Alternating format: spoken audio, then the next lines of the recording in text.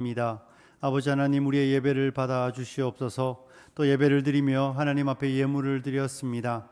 아버지 하나님, 예물 드리는 손길들 기억하여 주시고 우리 하나님께서 그 삶의 필요를 따라 후하게 넉넉하게 그 삶을 채우시고 공급하여 주시옵소서. 아버지 하나님, 드려진 예물, 소득의 10의 1조, 감사의 예물, 성교의 예물, 구제의 예물, 아버지 하나님, 또 장화 헌금과 주일의 예물을 드리오니 이 드려진 예물 하나님께서 목적에 합당하게 잘 사용될 수 있도록 은혜 허락하여 주시옵소서. 아버지 하나님, 찬양대의 찬양처럼 주님을 본받아 주님을 섬기며 주님을 따르는 우리들이 되게 하여 주시옵소서. 하나님, 함께 말씀을 듣습니다. 우리의 심령의 마음의 문이 열리게 하여 주시고 깨달음의 은혜가 있도록 축복하여 주시옵소서. 우리 가운데 역사하실 하나님을 기대하며 우리 사랑하는 성도님들을 축복하며 예수님 거룩하신 이름으로 기도드리옵나이다. 아멘. 할렐루야. 하나님 은혜 안에 또 10월 한 달 승리하시는 우리 아평의 온 성도님들이 되시길 축복합니다. 주님 잘 믿으시는 여러분들 되시기를 축복합니다. 정말로 이제 마지막이 가까이 온다는 생각을 또 이번 시골에 가서 또 느꼈습니다. 여러분, 저희 집이 바닷가 쪽에 있잖아요, 그죠? 보통 제가 어릴 때는 이렇게 말했습니다. 8월 15일 이후에는 바다에 들어가면 안 된다. 왜냐하면 8월 15일이 지나면 추웠습니다. 물이 추워서 못 들어갔는데, 제가 이번에 9월 27일, 28일에 갔을 때 바다에 사람들이 수영하더라고요. 저도 바다에 들어가서 발을 좀 담궜는데 하나도 안 추워요. 추운 건 고사하고 물이 미지근하더라고요. 저는 어디 남해나 서해 온 줄 알았습니다. 그것도 여름에. 우리나라의 해수가 많이 높아지는 걸 보면서 이제 정말 때가 다가오고 있구나 하는 생각을 하게 되었습니다. 이런 때일수록 예수 잘 믿는 저와 여러분이 되어야 할 줄로 믿습니다. 여러분, 이 땅을 살아갈 때 우리 가운데 많은 아픔을 겪고 우리가 상처를 받죠. 그런데 상처 중에서도 오래가는 상처가 있습니다. 어떤 아픔은 금방 잊혀져 버리는데 오래가는 상처는 어떤 상처죠? 믿었던 사람한테 배신당할 때입니다. 믿었던 사람이 내 등에 소위 칼을 꽂든지, 내가 신뢰했던 사람이 나를 속이고 내 것을 빼앗으며 거짓으로 나를 힘들게 하는 일들이 발생하면 우리는 참 오랫동안 그 아픔에서 헤어나오기가 어려운 것을 보게 됩니다. 혹시 이번 또 명절을 지내면서 목사님이 지난주도 설교에서 아브라함을 본받아 나도 가족을 위해 이랬는데 갔더니 시댁 식구들이 아니나 다를까 여전히 나에게 어려운 말들을 하고 가족들이 내 삶에 힘든 이야기를 해서 이렇게 상처난 몸으로, 상처난 마음으로 나와 있는 분들이 있다면 잘 회복되시는 여러분들이 되었으면 좋겠습니다. 여러분, 우리가 읽은 말씀은 하나님의 사람 모세와 그의 형과 누나였던 미리암과 아론 사이에 일어난 문제를 우리에게 소개해 주고 있습니다. 하나님께서 모세를 부르시고 그를 이스라엘 백성을 이끌어 이집트에서 출애굽시키실 때 하나님은 모세의 형 아론과 미리암을 함께 사용하셔서 큰 일을 이루셨습니다. 그래서 그들은 모세의 형 아론과 누나 미리암은 모세의 아픔과 고통에 늘 함께하던 사람들이었습니다. 모세에게는 힘이 되었고 모세에게는 의지가 되었으며 모세에게는 그들이 참 큰 조력자들이 되었습니다. 그런데 오늘 우리가 읽은 이 민수기 12장에 나오는 상황은 조금 상황이 달라져 있습니다. 출애굽한 지 이제 1년하고도 조금 더 지난 시점에 있었던 사건으로 볼 수 있는데요. 모세가 그렇게 믿고 신뢰했던 누나와 형이, 특별히 누나가 좀 주도했던 것 같은데, 미리암이 모세를 향하여 공격하고 모세를 비방했다. 성경이 이렇게 말하고 있습니다. 1절이 이렇게 되어 있죠. 우리 함께 읽어볼까요? 같이 읽습니다. 시작.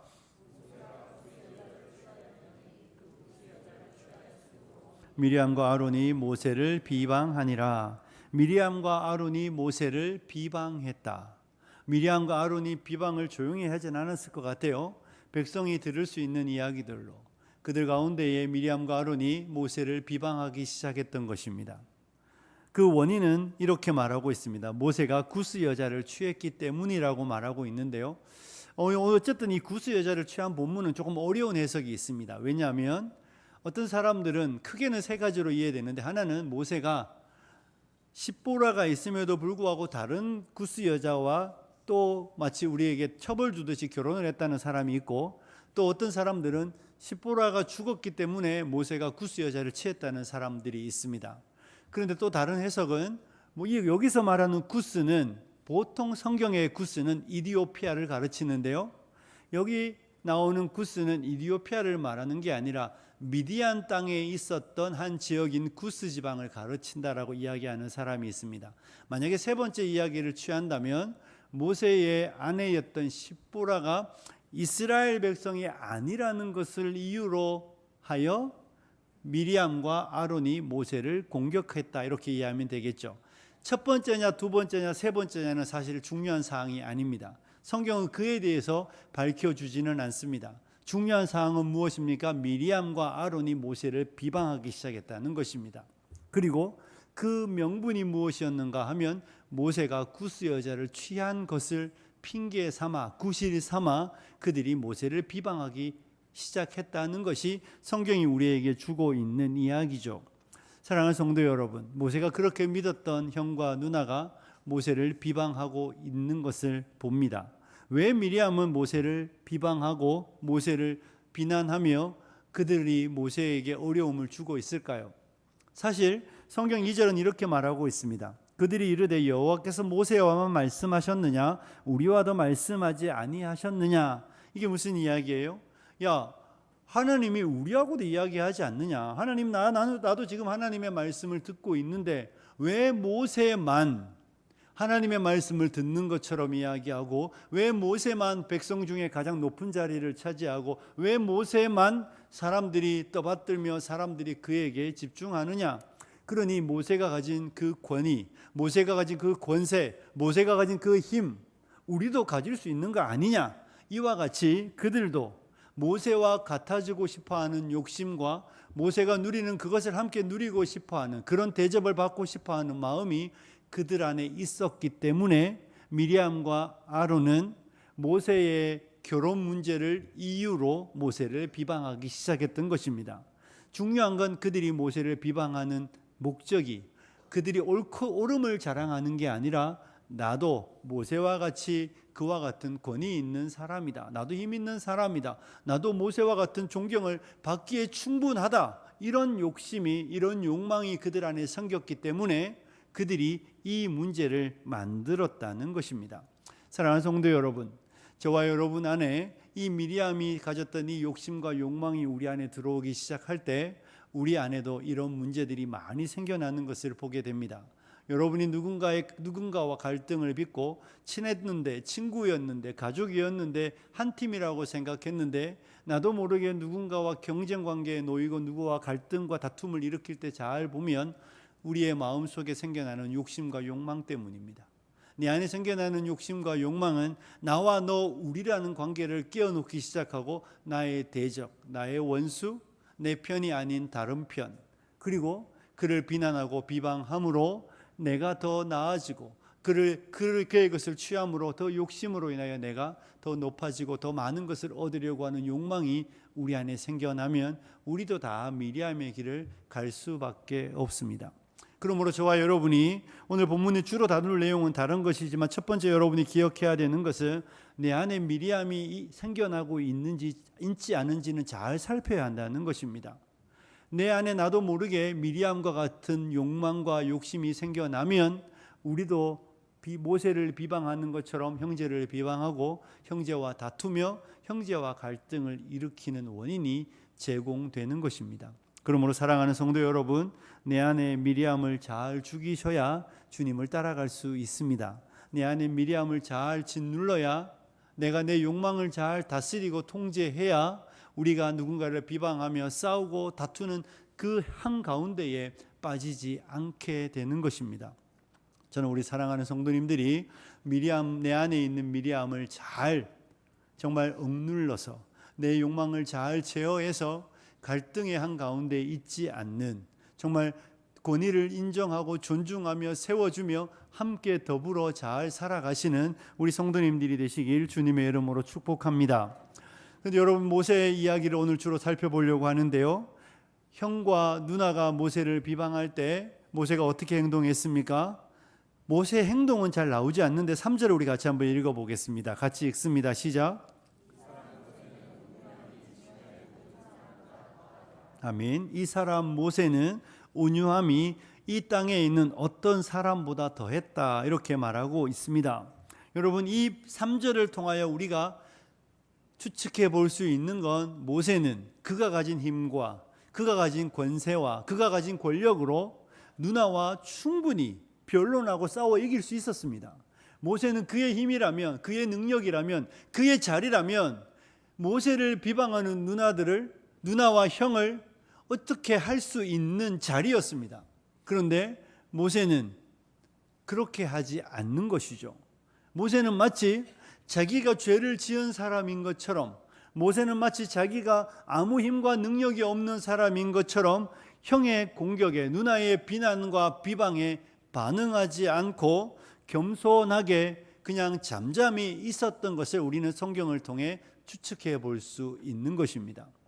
나를 향하여 비난하고 공격하는, 내가 아무것도 하지 않았음에도 불구하고 내가 마치 무엇을 한 것처럼 나를 향하여 비방하고 비난하는 그 형과 누나의 비난과 비방을 모세는 다 받아내면서 싸우지 않고 노여워하지 않고 공격하지 않고 겸손하고 한결같은 친절함을 보이는 것이 오늘 모세가 나타냈던 행동이었고, 그래서 성경은 모세가 지면의 어떤 사람보다 더 온유한 사람이라고 우리에게 가르쳐 주고 있는 것이죠. 여러분, 온유가 무엇입니까? 성경에 나오는 이 온유는 그런 거예요. 나를 향한 타인의 공격에 노여워하거나 반응하지 않고 겸손하고 친절한 태도를 보이는 것입니다. 때리는데도 맞대어 반응하지 않고, 공격함에도 불구하고 그를 싸워 이기려고 하지 않으며, 마치 아무것도 못하는 사람인 것처럼, 아무런 능력이 없는 사람인 것처럼 반응하지 않고 겸손하고 친절을 보이는 태도를 성경은 온유라고 말합니다. 모세는 그런 사람이었습니다. 그런데 성경은 모세의 이와 같은 점을 이야기하고 저와 여러분에게도 온유한 자가 되어야 한다고 말하고 있는 것입니다. 하나님의 백성은 이처럼 모세와 같이 온유한 삶을 살아내도록 부름을 받았다는 것을 믿으시기를 축복합니다. 사랑하는 성도 여러분, 우리는 온유함으로 세상을 상대해야 하고, 우리는 온유함으로 우리의 이웃을 상대해야 하며, 우리는 온유함으로 우리의 가족들을 대해야 한다는 것이 성경이 우리를 향하여 주고 있는 말씀입니다. 어떻습니까? 온유하셨습니까?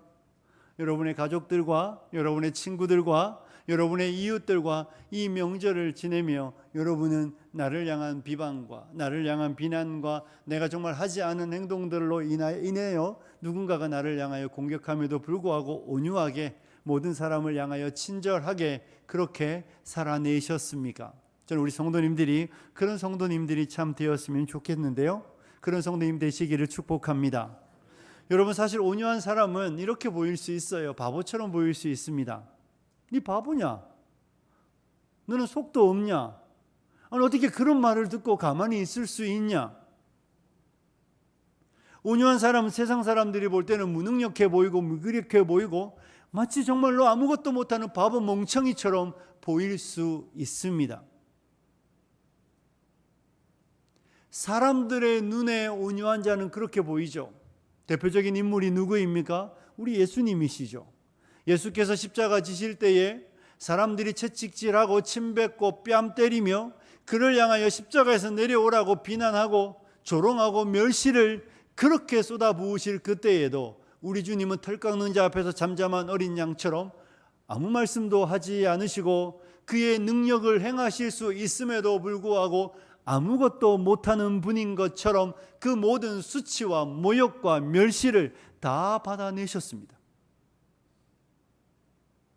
때리는 자들을 향하여 맞대어 대응하지 않으시고 비난하는 자들을 향하여 아버지 하늘에서 불을 내려 저들을 멸하여 달라고 그렇게 하지 않으시고 아무것도 못하는 바보처럼 주님은 십자가에 달리셨고 그렇게 십자가에서 돌아가셨습니다. 이것이 온유한 자의 삶의 모습이며 온유한 사람이 세상에서 나타내 보여지는 행동들이며 모습입니다. 바보처럼 보일 수 있는 것입니다. 그럼에도 불구하고 이런 바보 같은 모습이 저와 여러분이 이 땅에서 살아내야 되는 삶의 모습이라고 성경은 우리에게 가르쳐 주고 있는 것이죠. 온유함은 선택이 아니라 온유는 성령의 열매입니다. 온유가 뭐라고요? 성령의 열매. 믿으십니까? 성경을 한번 볼까요? 갈라디아서 5장 22절 23절입니다. 갈라디아서 5장 22절 23절 함께 읽습니다. 시작.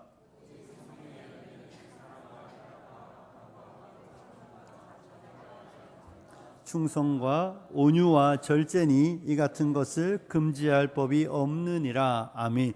성령의 열매는 쭉 가다가 23절에 온유라는 단어가 나오고 있습니다. 그렇죠?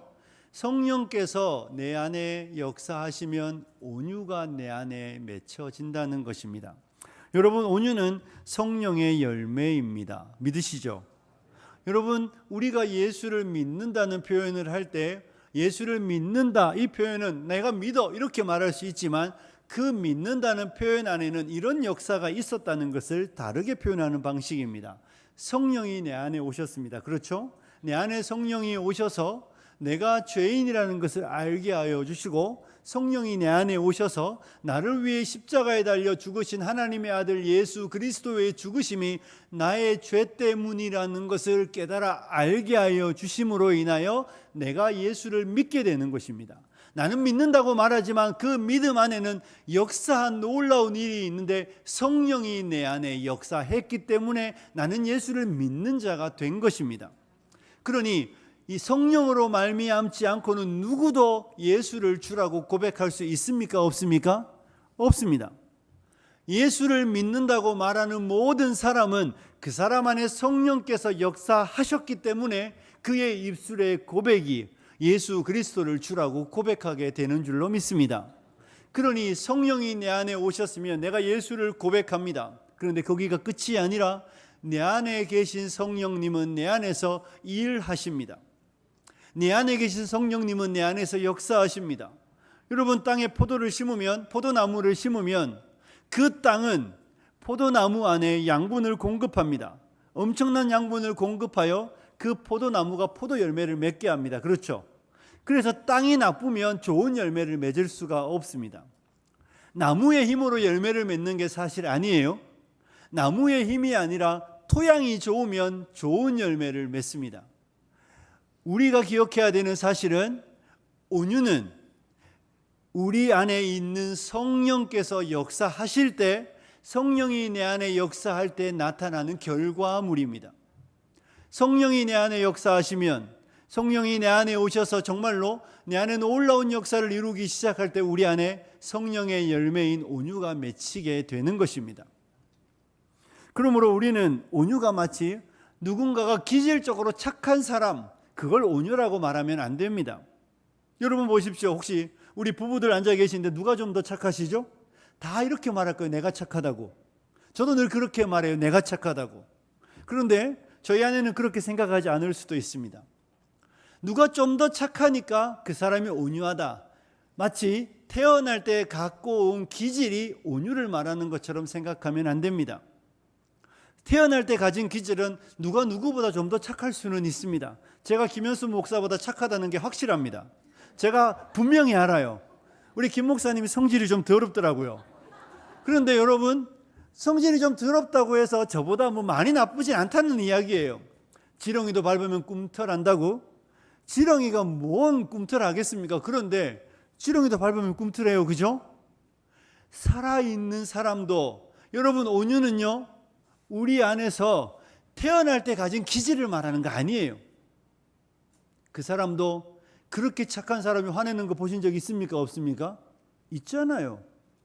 그 사람도 참다 어느 순간 폭발하면 만만치 않습니다. 아직 그와 같은 상황을 맞이하지 않았기 때문에 착해 보이는 거예요. 궁금하시면 해보세요. 어떤 분이 그러더라고요. 그 사람이 진짜인지 아닌지 한번 찔러보래요. 찔러보면 안 돼. 궁금하면 해보십시오. 진짜로 그 사람이 착한 사람인지. 온유는 생덕적으로 태어나면서 가진 기질이 아닙니다. 온유는 성령이 내 안에 역사함으로 맺혀지는 성령의 열매입니다. 여러분, 그러니 온유는 어떻게 맺히는 줄 아십니까? 모세가 광야 40년을 지내면서, 모세가 바로의 궁에서 40년 지낼 때 혈기왕성했습니다. 40년 광야 생활을 하면서 모세는 다 죽고 이제 80이 되었을 때에 그는 정말로 다듬어진 사람이 되었습니다. 이것처럼 온유는요, 하나님이 내 안에 역사할 때 만들어지는 것인데, 온유는 죽음에서 피어나는 꽃임의 열매입니다. 어디서요? 죽음이 있어야 맺혀지는 열매이며 꽃입니다. 죽음을 통과하지 않은 사람은 온유의 열매가 절대로, 온유의 꽃이 절대로 그 사람 안에 피지 않습니다. 죽어야 꽃이 피는데 그 꽃이 온유한 꽃입니다. 온유한 열매입니다. 시궁창 같은 곳에 연꽃을 연을 갖다 놓으면 그 물을 정화하여 꽃이 필 때 우리 아름답다 그러잖아요. 마치 그와 같이 우리가 죽을 때, 내가 죽을 때 그곳에 피어나는 꽃이 온유한 열매의 꽃입니다.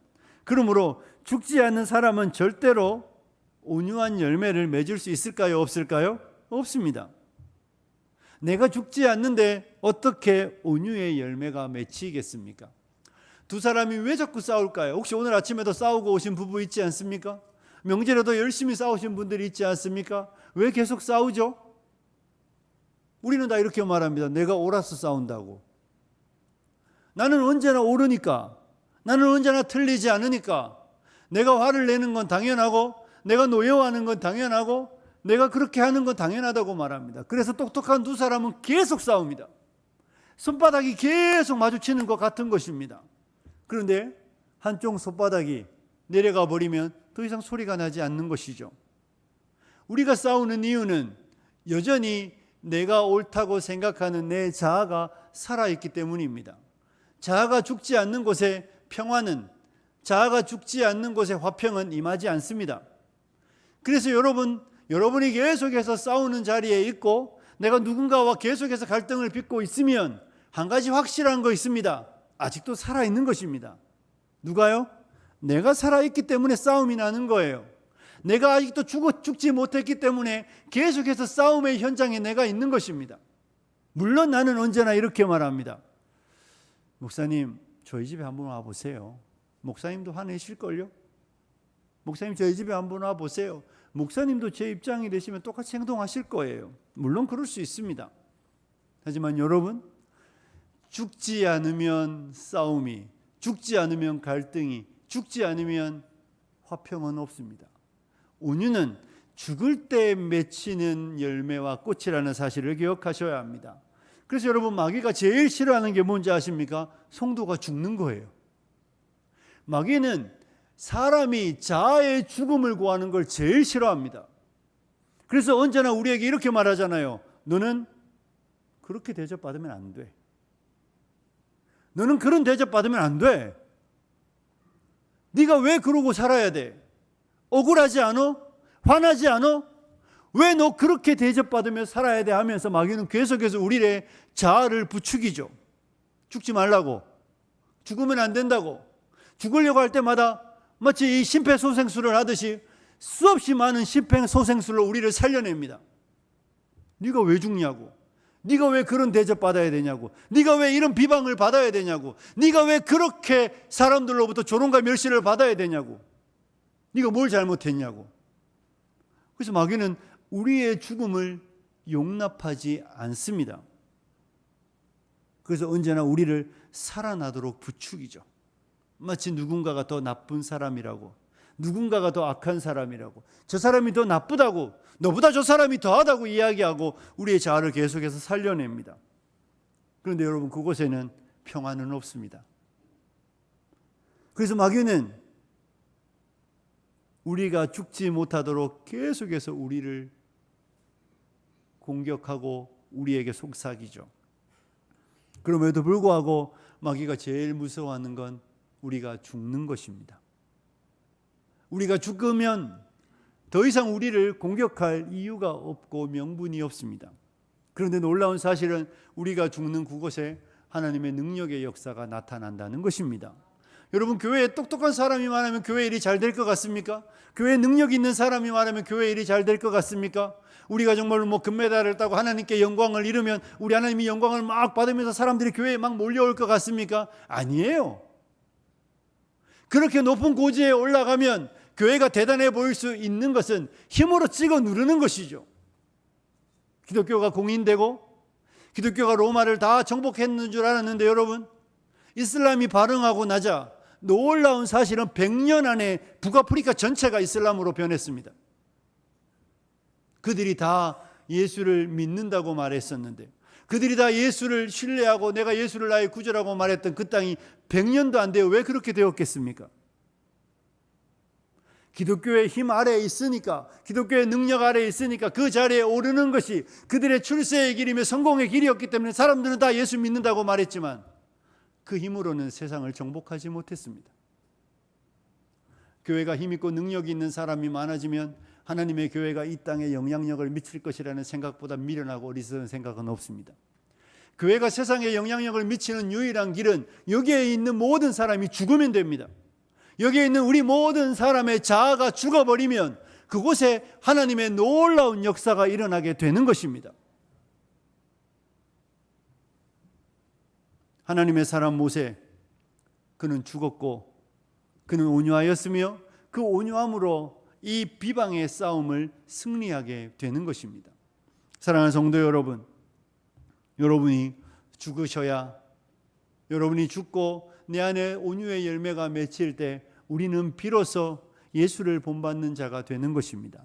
찬양대 찬양처럼 예수를 본받고 예수를 따르는 길은 내가 죽고 내 자아가 죽고 그곳에 성령의 열매인 온유의 열매가 맺히는 그것이 예수를 따르는 삶인 것입니다. 우리의 모든 싸움의 종식은 저와 여러분이 죽을 때 비로소 끝난다는 것을 믿으시기를 축복합니다.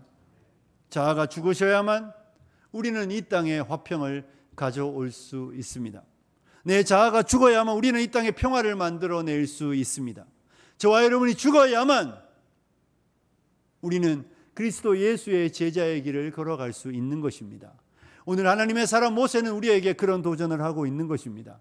네가 죽어야 된다고. 네가 죽어야 내 안에 그리스도가 산다고. 우리가 죽을 때 우리 안에 그리스도의 생명이 역사하기 시작하는 것입니다. 그리고 그 생명의 역사는 사람들에게 선한 영향력으로 아름답게 드러나게 되는 것입니다.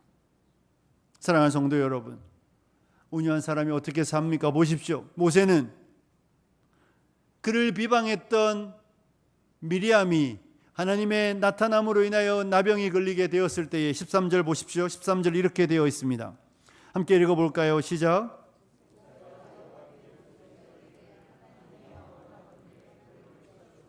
아멘. 모세가 여호와께 뭐하여? 부르짖어 이르되 하나님이여 원하건대 그를 고쳐주옵소서. 이게 무슨 이야기입니까? 지금 자기를 비방하고 자기를 공격하며 자기의 자리를 위협했던 그 누나를 위하여 모세가 기도하고 있는 것입니다. 이것이 온유한 자의 삶의 내용입니다. 온유한 자는 싸워 이겨서 승리를 취함으로 기뻐하는 자가 아니라 비방하고 비난하는 자를 위하여 기도하는 것으로 나아가는 것이 온유한 성도의 삶의 특징입니다. 모세는 누나를 위하여 기도합니다. 하나님이 저를 고쳐달라고. 사랑하는 성도 여러분, 모세가 이렇게 기도하는 것이 우리에게 도전이 되며 우리의 삶의 방향이어야 합니다. 저와 여러분이 이 땅을 살아가며 우리를 향하여 비난하고 비방하는 자들과 맞대어 싸우지 않는 이유가 무엇인 줄 아십니까? 그들은 자기가 하는 행위가 무엇인지 알지 못하고 행하고 있기 때문입니다. 우리 구주 십자가에서 아버지여 저들을 사하여 주옵소서, 저들은 자기가 하는 것을 알지 못한다고 그들을 위해 기도했던 이유가 무엇입니까? 그들이 지금 하고 있는 그 행동이 얼마나 미련하고 어리석은 것인지, 그들이 죄의 종이 되어 죄의 노예가 되어 죄를 짓는 일이 우리 하나님이 얼마나 싫어하는 일인지 알지 못하고 행하는 미련하고 어리석은 사람입니다. 그런데 그들하고 싸울 이유가 있겠습니까? 저와 여러분이 이 땅을 살아가며 싸우지 않고, 저와 여러분이 이 땅을 살아가며 함께 맞부딪히지 않으며 이 땅에 우리를 향하여 비난하고 비방하는 자들을 위하여 기도하는 이유는 딱 하나입니다. 그들이 옳아서가 아니라 그들이 자기가 누구인지를 알지 못하고 행하는 그들의 어리석음을 불쌍히 여기기 때문입니다. 그들은 자기가 죄인이라는 것을 알지 못하고 마귀의 종이 되어 마귀의 노예가 되어 죄의 노예가 되어 그렇게 죄를 짓는 것이 마치 인생의 당연한 것처럼 생각하고 욕심과 욕망의 지배를 받으며 비난과 비방을 하고 살아가는 그들이 얼마나 불쌍한지 인생이 불쌍한 인생인지 알기 때문에 비난하지 않고 싸우지 않는 것입니다. 그리고 그들을 위하여 기도함으로 나아가는 것입니다. 사랑하는 성도 여러분, 죄가 가져온 비참함이 무엇입니까? 사람을 다 속인 거 아닙니까? 사람들로 하여금 죄의 종이 되어 죄의 노예가 되어 그렇게 살아가는 것이 마치 당연한 것처럼 비난하고 비방하며 어쨌든지 올라가고 차지하고 자리를 잡으면 그것이 성공인 것처럼 말하는 이 세상의 노예가 되어 그렇게 살아가는 그 불쌍한 사람들의 삶을 깨달아 아는, 그들을 바라보는 통찰력이 우리에게 있기 때문에 우리는 그들을 위해 기도할 수 있는 것입니다. 아프지 않아서 기도하는 거 아니에요. 고통이 없어서 기도하는 거 아니에요. 고통을 주고 있는 그들이 그렇게밖에 살 수 없는 비참하고 불쌍한 인생이라는 것을 깨달아 알기 때문에 그들을 위해 기도하는 것입니다. 나도 전에는 그런 사람이었는데, 나도 전에는 그런 길에 있는 사람이었는데, 나도 전에는 그렇게밖에 살 수 없는 사람이었는데, 하나님의 아들 예수로 인하여 성령의 역사하심으로 인하여 죄로부터 노임받고 죄에서 자유를 얻어 그리스도의 안으로 들어온 그 천국 백성이 되었기 때문에 이제는 더 이상 그 어리석은 삶이 내게 부러움도 아니고, 그 어리석은 삶이 내가 볼 때 지혜로움도 아니고, 그 어리석은 삶이 우리의 부르심의 길이 아니라는 것을 알기 때문에 비방을 받아도 맞대어 비방하지 않으며, 손가락질 당해도 함께 손가락질하지 않으며, 내게 해를 가하고 내게 상처를 주어도 아프지 않아서가 아니라 아픔에도 불구하고 나를 향하여 공격하는 그들의 그 미련하고 어리석고 불쌍한 삶을 이해하기 때문에 그들을 위하여 기도함으로 나아가는 것입니다. 사랑하는 성도 여러분, 그래서 온유한 사람은 맞대어 화내지 않으며 다투지 않으며 겸손하며 친절하며 한 걸음 더 나아가 그들을 위해 기도하는 자가 되는 것으로 우리가 하나님의 자녀임을 증명해 보이는 줄로 믿습니다. 성경을 보십시오. 모세가 바보처럼 행동하지만 하나님께서 개입하십니다. 하나님이 개입해서 모세의 문제를 친히 해결하여 주시는 것입니다. 하나님이 다 들으셨다. 2절 마지막에 이렇게 말하고 있죠. 다 들으시고 다 아시고 하나님께서 모세의 문제를 해결하십니다. 여러분, 우리가 온유한 자가 되면 바보 같아 보여도 놀라운 사실은 때가 되면 우리 하나님이 우리가 얼마나 옳은 사람인지 친히 증명해 보여주신다는 것을 믿으시기를 축복합니다. 그러니 여러분, 온유한 자로 살아가는 건 미련한 것이 아닙니다. 하나님이 우리에게 해결하실, 하나님이 일하실 수 있는 기회를 내어드리는 것이고, 하나님이 역사하실 수 있는 공간을 만들어드리고, 하나님이 일할 수 있는 시간을 열어드리는 것입니다. 그러므로 사랑하는 성도 여러분, 온유한 자로 살아가시기를 주님의 이름으로 축복합니다. 오늘 우리가 이제 설교 후에 이 찬양을 부를 텐데요, 행복이라는 찬양 아시죠? 가사가 이래요. 1절에 보면 화려하지 않아도 정결하게 사는 삶, 가진 것이 적어도 감사하며 사는 삶, 내게 주신 작은 힘 나눠주며 사는 삶, 이것이 나의 삶의 행복이라오. 1절은 괜찮습니다. 화려하지 않으면 어떻습니까? 가진 것이 적어도 나눠주면 괜찮죠. 근데 2절이 이래요. 눈물 날 일 많아도 기도할 수 있는 것, 억울한 일 많으나 주를 위해 참는 것, 비록 짧은 작은 삶 주 뜻대로 사는 것, 이것이 나의 삶의 행복이라고. 눈물 날 일 많은데 기도할 수 있는 것. 여러분, 정말로 억울한 일 너무 많고 비난과 비방 때문에 내 몸이 만신창이가 되어도 그들을 위해 기도할 수 있는 것이 행복이랍니다.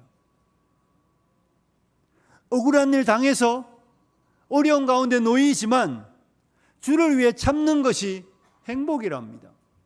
그래서 후렴이 이렇습니다. 이것이 행복이라고. 세상이 알 수 없는 하나님 선물. 여러분, 이것이 행복입니다. 올라가서 가져서 힘과 능력으로 찍어 눌러서 이기는 것이 행복이 아니라 눈물 날 일 많은데도 기도하고 억울한 일 당해도 주를 위해 참으며 그것이 내가 하나님의 뜻을 이루어드리는 것이라는 걸 알고 그렇게 살아갈 때 성경은, 찬양은 이것이 행복이라고 말합니다. 이것이 행복이라고 세상이 알 수 없는 하나님 선물입니다. 하나님이 우리에게 주신 선물은 힘과 능력을 가져 찍어 눌러 누구도 나를 비방하지 못하게 만드는 것이 아니라 나를 비난하고 비방하고 내게 손가락질하는 그들을 향하여 참아내며 온유함으로 반응할 수 있는 것이 하나님이 내 안에 주신 선물인 줄로 믿으시기를 축복합니다. 하나님 우리에게 주신 선물이신 하나님의 아들과 하나님 우리에게 선물로 주신 하나님의 성령은 우리 안에 역사하여 세상이 도무지 할 수 없는 그 삶을 살아가며 우리가 행복해하는 것입니다. 이겨서 행복한 게 아니라, 밟아 눌러서 행복한 것이 아니라 참아낸 것이 얼마나 행복한 줄 모릅니다.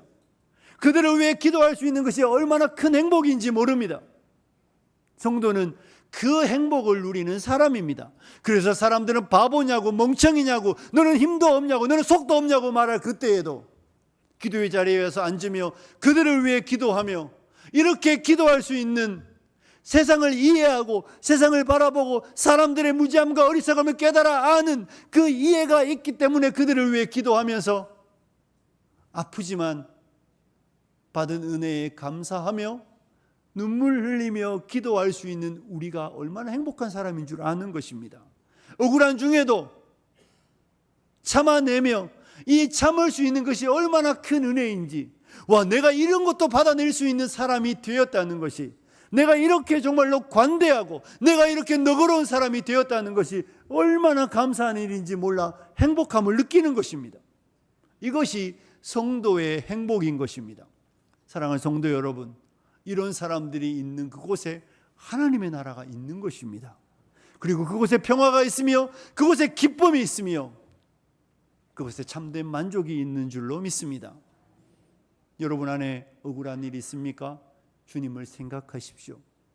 죽지 않는 자아를 죽여내시고 먹이의 유혹에 넘어지지 마시고 나는 원래 없다, 죽었다, 여러분 계속해서 생각하시며 먹이의 공격 앞에 자아를 살려내어 그 살아난 자아 때문에 힘들어하지 마시고 죽지 않는 자아 때문에 힘들어하며 우리가 우리의 자아를 꺾어내기만 한다면 우리의 삶에는 반드시 온유의 열매가 맺혀 세상에 하나님의 백성이 여기 있다는 것을 증명해 보이는 귀한 삶이 될 줄로 믿습니다. 그렇게 살아내시는 저와 여러분이 되시길 주님의 이름으로 축복합니다. 기도하겠습니다. 하나님 아버지, 하나님의 사람 모세가 가장 사랑했던 형과 응아의 비방에도 맞대어 비방하지 않으며 그의 힘과 능력으로 짓누르지 않으며 온유함으로 참아내며 성내지 않으며 친절을 보였던 것을 바라보며 우리 구주 세상 계실 때, 우리 구주 십자가 지실 때 살아가셨던 그 온유함을 본받아 우리도 예수님처럼 모세처럼 우리를 비방하는 자들을 위하여 기도함으로 나아가며 정말 온유한 열매가 맺히는 복된 성도가 될 수 있도록 성령님 우리를 주장하여 주시옵소서. 예수님 거룩하신 이름으로 기도드리옵나이다. 아멘. 우리 함께 찬양합니다. 행복 함께 찬양하도록